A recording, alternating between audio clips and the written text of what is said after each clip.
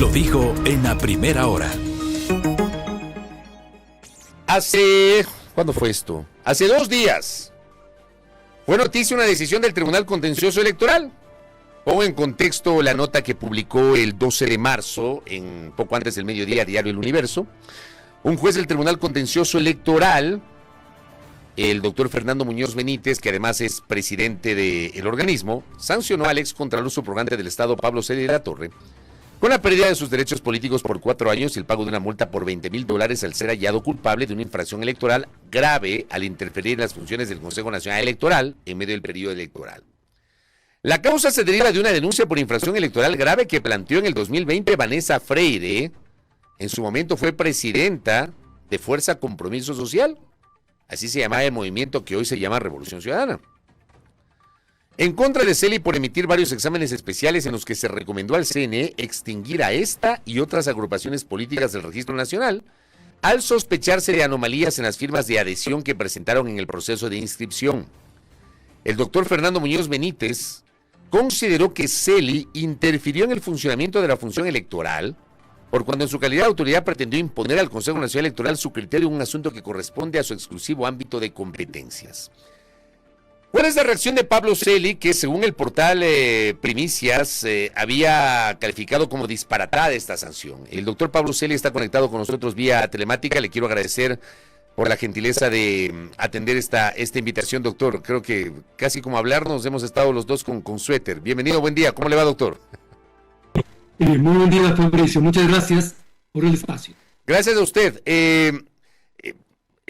Quiero que sustente por qué tacha de disparatada la sanción del Tribunal Contencioso. Bueno, en primer lugar, esta sanción da continuidad a la línea de persecución política que debieron enfrentar precisamente por mis actuaciones respecto de las irregularidades que han viciado los procesos electorales en el país, que son el verdadero fundamento del juicio político que enfrenté y, por supuesto, del montaje penal con el que se me pretende silenciar, perseguir judicialmente y proscribir. La actual decisión del juez Fernando Muñoz obedece claramente a su oportunismo político. Busca incidir en un contexto preelectoral y busca incidir también en las condiciones de renovación del Consejo Nacional Electoral. He dicho que es un disparate jurídico por cuanto no solamente que parte de una suposición falsa de que la Contraloría ha ordenado la cancelación del registro de un partido, cosa que nunca sucedió. La Contraloría observó las irregularidades que el Consejo Nacional Electoral venía cometiendo en la administración del registro de organizaciones políticas, que es diferente. La recomendación es una recomendación estrictamente legal. Se la leo textualmente. Mantener el registro permanente de organizaciones políticas, de sus directivas y verificar los procesos de inscripción de acuerdo a lo previsto por la ley en la materia. No hay ninguna intervención, exclusivamente hay una excitativa. Una recomendación de la Contraloría. Una resolución de un informe de Contraloría que señala que el Consejo Nacional Electoral debe cuidar de que se cumpla la norma del Código de la Democracia. ¿Y por qué lo hace la Contraloría? Porque la Contraloría tiene 2 facultades: auditoría de gestión y auditoría de recursos. La primera le fue retirada y devuelta cuando yo fui Contralor. Estamos en estos exámenes auditando la gestión del Consejo Nacional Electoral respecto del registro de partidos. ¿Y por qué eso es muy importante? Porque el registro de partidos es el mecanismo a través del cual se distribuyen los recursos públicos para las campañas electorales. La Contraloría actuó, por lo tanto, con plena competencia y atribución, como lo reconoció la propia Procuraduría General del Estado durante el proceso en el Tribunal Contencioso Electoral. Doctor, pero no solo queda ahí el disparate. Doctor, el disparate no queda ahí. Doctor, permítame, por favor, permítame antes de que prosiga.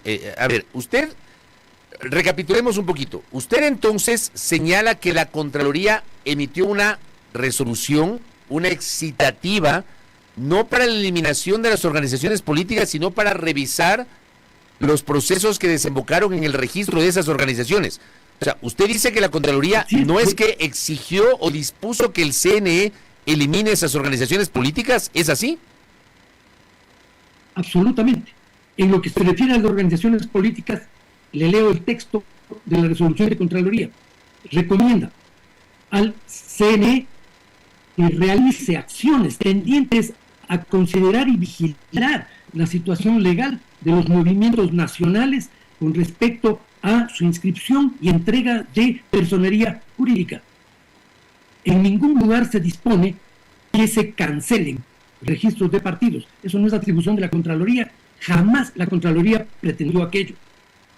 Pero quiero destacar además en esta sentencia su disparatada orientación cuando afirma para supuestamente sancionar al Contralor de entonces que los informes, y esto es textual de la sentencia, de auditoría interna tienen un carácter de asesoría, no son vinculantes para la Contraloría General del Estado, y es la autoridad quien toma la decisión de acoger o no los informes. Esto supone una supina ignorancia respecto de la ley orgánica de la Contraloría General del Estado, de los procedimientos de auditoría y de los procedimientos de determinación de responsabilidades.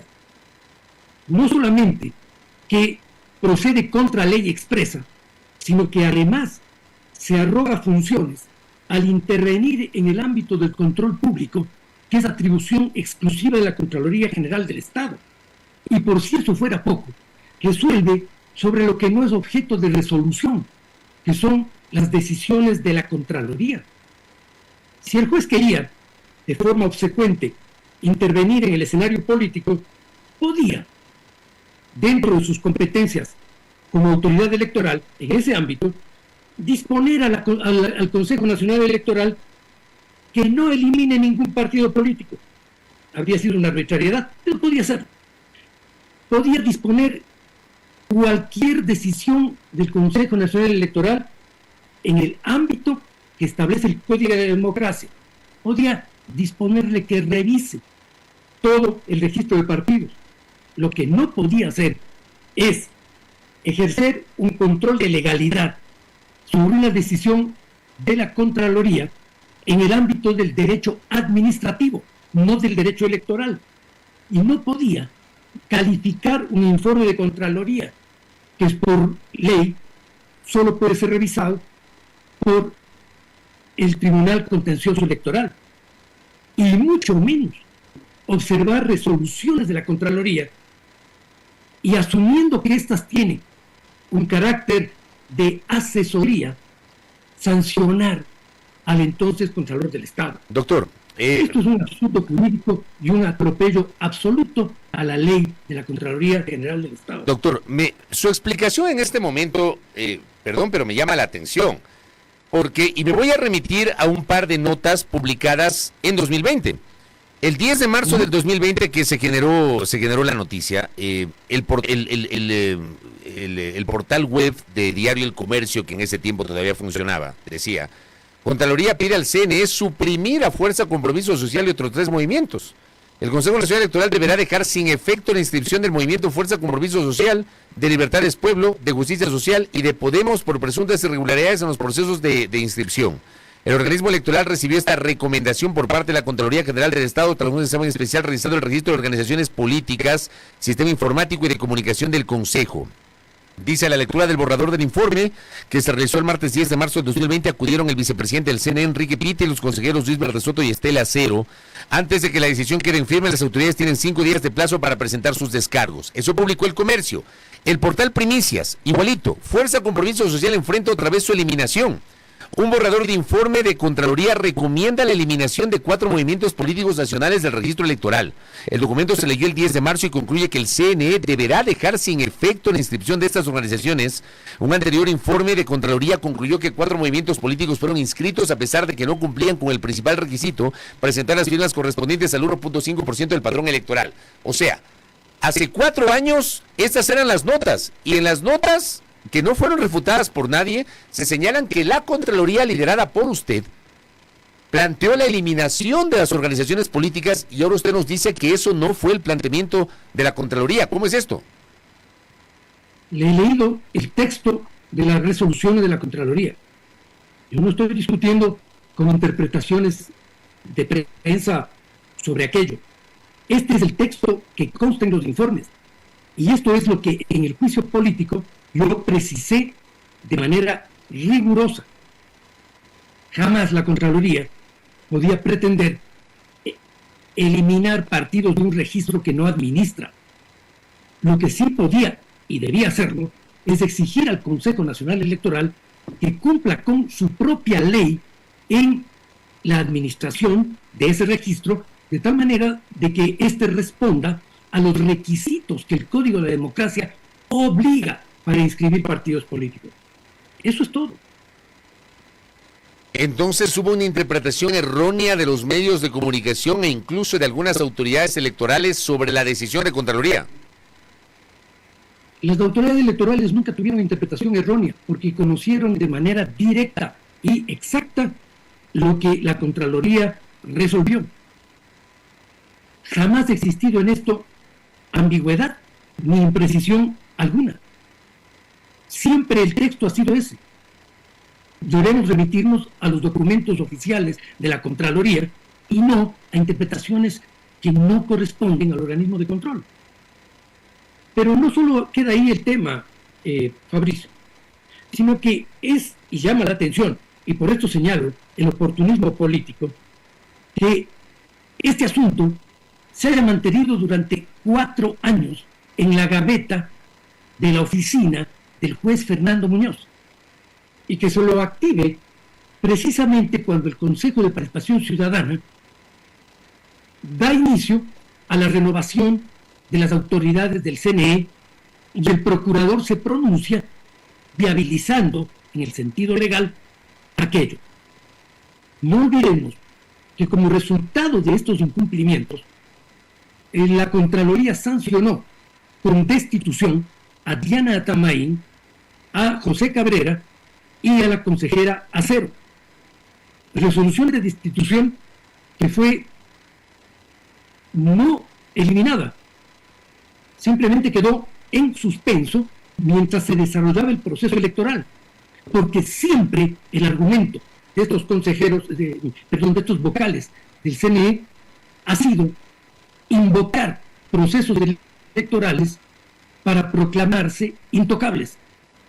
Nosotros hemos visto a este grupo de vocales actuar en 5 elecciones sucesivas desde el año 2021 para acá. En todas aquellas ha invocado la actuación dentro de elecciones convocadas para que no se apliquen las resoluciones de Contraloría, incluida su propia destitución. Ahora, por supuesto, y es lo que yo he mencionado, se pretende condicionar la actuación del Consejo de Participación Ciudadana ante el pronunciamiento del procurador. El mismo día que el procurador se pronuncia, el juez Muñoz sanciona al excontralor. ¿Y por qué lo sanciona? Por interferencia en el funcionamiento del Consejo Nacional Electoral. Es decir, por las mismas sanciones, la misma supuesta actuación por la que fui juzgado políticamente, proscrito, censurado e impuesto 2 años de impedimento de ejercicio de funciones públicas. Además, ese fue el elemento a través del cual se montó un juicio penal fraudulento en el cual aún debo defenderme en instancias de apelación. Lo que yo he dicho entonces es que este grupo de vocales viene manejando el Consejo Nacional Electoral a fuerza de prórrogas de funciones, manteniendo el mismo registro electoral observado por la Contraloría y el mismo sistema informático de control de votos, que tiene una absoluta fisuras de seguridad, como fue demostrado en 2 informes de Contraloría. De esto es de lo que yo estoy hablando, de una administración ilegal, una administración licenciosa, arbitraria, por parte de estos vocales, amparándose en que nos encontramos siempre, el Ecuador está eternamente en procesos electorales y por lo tanto son intocables. Doctor, me imagino yo que usted ya estará preparando, ya habrá presentado la apelación correspondiente al Tribunal Contencioso. Aquí hay 2 cosas. En primer lugar, yo jamás fui convocado a la reiniciación de este proceso que fue dispuesta por el juez el día 28 de febrero del 2024, 3 años, 9 meses después. ¿Y para qué lo dispuso? Para resolver el 11 de marzo, es decir, 11 días después, lo que hizo público sin haberme informado ni de estas audiencias, ni tampoco notificado la resolución. El día de ayer, en la tarde, y después de que yo me he pronunciado de manera pública señalando esta falta de notificación, un funcionario de la Contraloría General del Estado me ha visitado para hacerme llegar una copia simple de una notificación que ha llegado al casillero judicial de la Contraloría. Es decir, la remisión a través de la Contraloría de una copia simple no es la notificación de una sentencia sancionatoria en forma personal. Por otro lado, jamás actué a título personal. Todas las actuaciones fueron actuaciones de la Contraloría. Los 2 informes son de Contraloría, no del Contralor. La resolución de predeterminación son de la Contraloría. El proceso judicial frente al Tribunal Contencioso lo encabeza la directora de patrocinio de la Contraloría, que es quien presenta precisamente los descargos y la impugnación contra la demanda. La acción de diligencia ante la Corte Constitucional la presenta la Contraloría. Todos los escritos de información los presentó la Dirección de Patrocinio de la Contraloría. Entiendo que es por esta razón que el propio juez remite la sentencia a patrocinio de la Contraloría y no al sentenciado. Hay una arbitrariedad y una ilegalidad absoluta, no solamente en el contenido de esa absurda sentencia, sino en el procedimiento. Por supuesto, yo analizaré las acciones legales frente a un atropello que desconoce mis derechos civiles y mi seguridad jurídica como ex autoridad. Por supuesto que analizaré la insolvente motivación legal de esa decisión, pero también a la Contraloría le corresponde señalar la intromisión en sus funciones, la arrogación de funciones del juez Fernando Muñoz, la sanción a su representante legal en nombre de una calificación de actuaciones internas de la Contraloría como si fuesen actos de asesoría y no un debido proceso para adopción de decisiones. La Contraloría necesariamente debe adoptar una resolución legal porque aquí se está lesionando seriamente sus competencias y se está atropellando la ley orgánica de la Contraloría General del Estado. Hay algo que me llamó la atención en estos días, doctor Pablo Celi. Usted ha señalado, y lo publicaron algunos medios, que esta decisión tiene relación con tratar de blindar a 2 de los consejeros del Consejo Nacional Electoral. Y se refiere usted a Diana Tamaín y a José Cabrera. ¿Por qué se refiere solo a los 2? Cuando se supone que ahora mismo correspondería una renovación total, ya no parcial, porque están en funciones prorrogadas, una renovación total del Consejo Nacional Electoral. Pero ¿por qué solamente usted ha citado a Diana Tamaín y a José Cabrera? Pero además, digamos que la renovación es parcial. Se supone que para dar paso a la renovación parcial, esa renovación debe ser materia de un sorteo.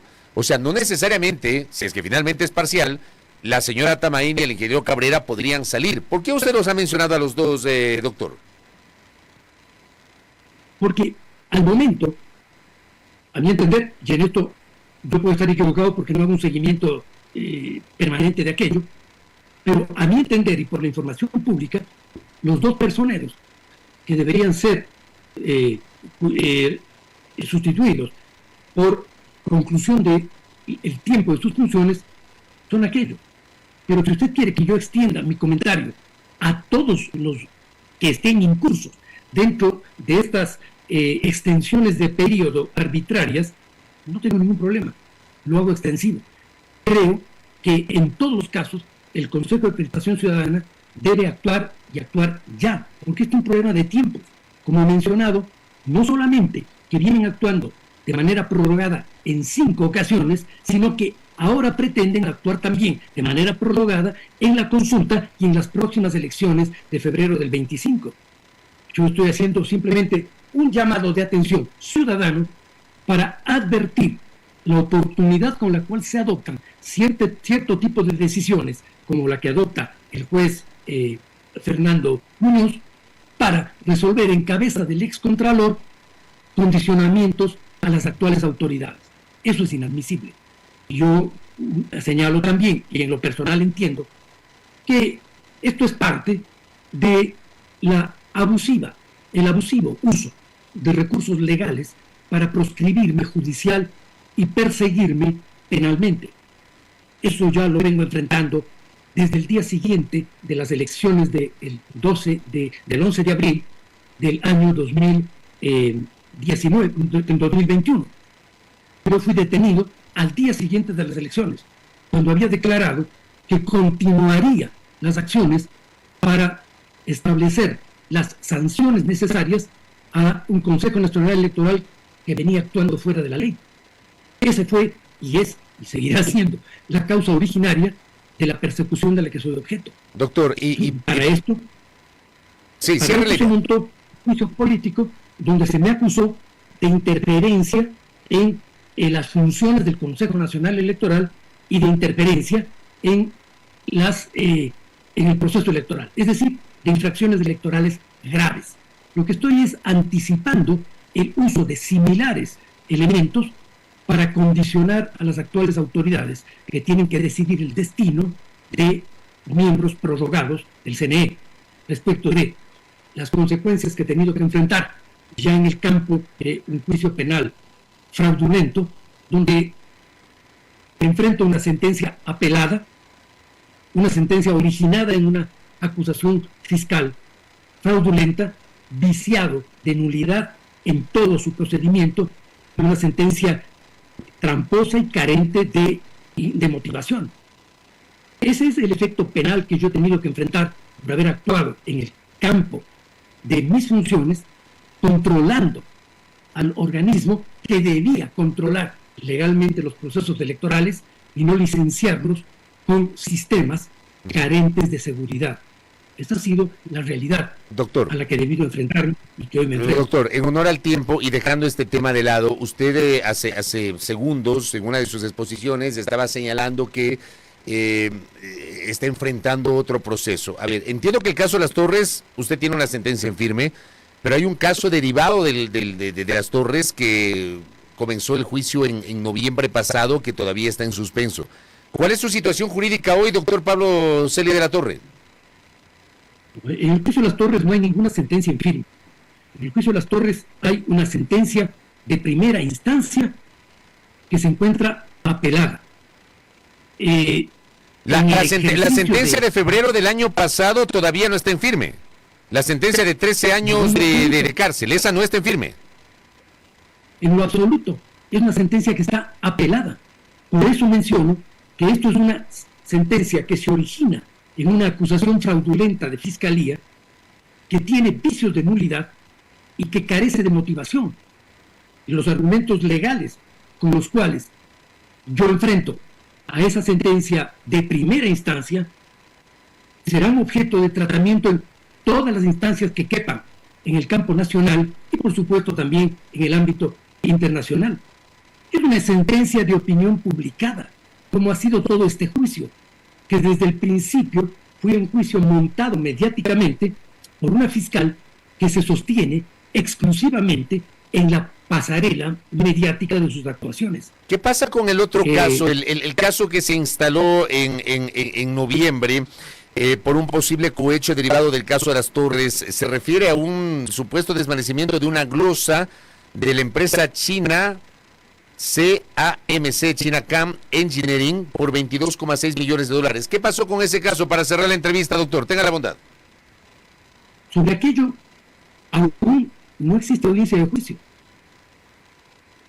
Hay un proceso que fue iniciado por la fiscal sustrayendo elementos del mismo caso Las Torres para montar un caso paralelo.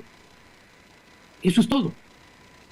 Es decir, estos dos procesos son dos procesos que en ninguno de ellos ni se ha probado de manera definitiva ni culpabilidad, ni se ha establecido una sentencia en firme. Debo decirle que el caso Las Torres, el problema es tan serio como que la sentencia invierte la carga de la prueba. Quien debía probar la culpabilidad es la fiscal y no el acusado tener que demostrar su inocencia. Yo he venido demostrando mi inocencia frente a una fiscal incapaz de demostrar mi culpabilidad.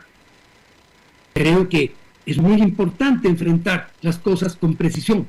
He sido y soy un combatiente contra la corrupción, pero la corrupción debe ser combatida de manera verdadera y no viciando los procesos judiciales de manera corrupta.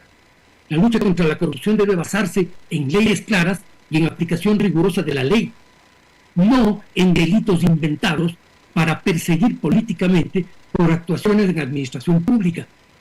Es tan absurdo acusarme de delincuencia organizada, que es un delito que está puesto en el código para perseguir la delincuencia narcotraficante, para perseguir el terrorismo, y no para ser usado licenciosamente cuando no se tiene pruebas para perseguir actos de administración pública con propósitos políticos. Eso es corromper el sistema judicial. Eso es lo que hace la Fiscal General del Estado. Correcto, doctor. Le quiero agradecer a Pablo Celi por el tiempo para poder conversar y escuchar su visión en torno a estos temas que le hemos planteado. Gracias, doctor, muy gentil. Muchas gracias a usted. Yo quiero agradecer y lo voy a decir de manera clara, su medio es uno de los pocos medios que mantienen una línea de objetividad y una línea crítica, que no se someten al miedo ni al cálculo. Yo quiero reconocer un medio plural y agradecerle el espacio. Muchas gracias. Gracias a usted, doctor Pablo Celi. Efectivamente, nosotros aquí en este espacio creemos en la diversidad, en la pluralidad y en el contraste. Esa es la idea que planteamos justamente en el deber ser de A Primera Hora. Primera Plana. Todas las noticias, todas las voces.